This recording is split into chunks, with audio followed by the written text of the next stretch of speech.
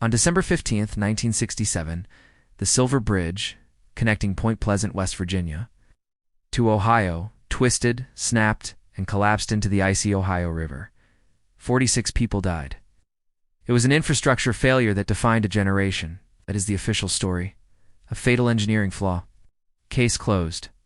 But for the 13 months leading up to that disaster, Point Pleasant wasn't just obsessed with engineering tolerances.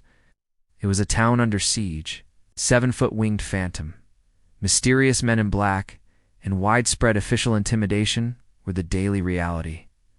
Was the creature real? Or was the Mothman the most successful psychological cover-up in American history? Tonight we investigate at Broken Shield. To understand the legend, we must first look at where it lived. The first sightings on November 15, 1966 happened here, the TNT Area. Today it's a wildlife refuge. But in 1966 it was a crumbling post-World War II ghost town. Explosives manufacturing, toxic storage bunkers, and open wastewater pits. The government had abandoned the site, but not the pollution. Local residents were increasingly reporting chemical smells and discolored water leaking into their properties. The situation was approaching a public health crisis that the responsible institutions were desperate to ignore. If you are an institution responsible for a contaminated military site in a residential zone, a localized monster hunt in the woods is, quite frankly, a gift. It diverts media attention. It discredits witnesses reporting strange lights or activities because they are now monster hunters. Was the legendary nest of the Mothman actually the physical manifestation of government negligence? The spooky narrative took hold, shielding officials from accountability for environmental crimes. When you control the narrative, you control the fallout. But the cover-up theory gets complicated. When the interference turns personal, the sightings were only half the story. The reaction to them was unprecedented.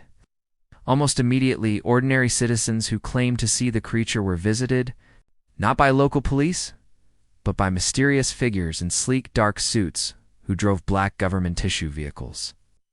These visitors demanded silence. They confiscated evidence. They issued vague, chilling threats. They weren't investigating a monster or conducting systematic, psychological intimidation of civilian witnesses. This raises the question, why?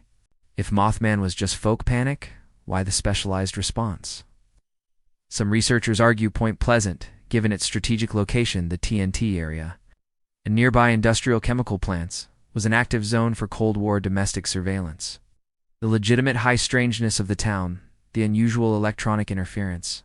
The lights in the sky may have been experimental technology or intelligence operations. The Mothman hysteria was a convenient screen, but to keep that screen intact, the witnesses had to be managed, monitored, and silenced by actual agents of the state. Which brings us back to the tragedy. In the immediate aftermath, the 13 months of terror were recontextualized. The creature was no longer just a monster, it was a harbinger. It had been seen near the bridge. This narrative again provided massive institutional cover. If a supernatural omen caused or predicted the tragedy, it was a fate worse than death. Not a failing grade in state infrastructure management. The investigation confirmed that a singular I-bar failed. It was overloaded by traffic it was never designed for.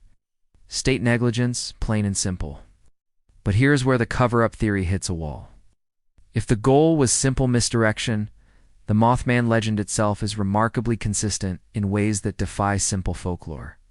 The original witnesses, often credible people, described not a ghost, but a biological reality. Over 100 people all agreed. No head, intense red eyes set in the chest, and an impossible flying speed without moving its wings. Folklore usually morphs. This description did not.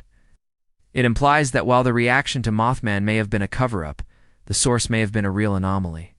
A biological entity, possibly disturbed by the crumbling toxic bunkers. Or a truly paranormal projection, something that forced the standard institutional cover-ups to switch into hyperdrive. The tragedy of Point Pleasant is that we may never know the truth. Was it an environmental mutation, a psychic omen, or a brilliant smokescreen for military surveillance and infrastructure failure?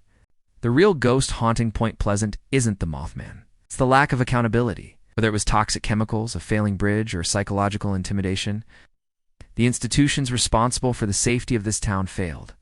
The legend's supernatural, or not allowed that failure to fade into myth. And when a story becomes mythology, accountability always loses. Thank you for watching Broken Shield, and don't forget to like and subscribe for more investigations.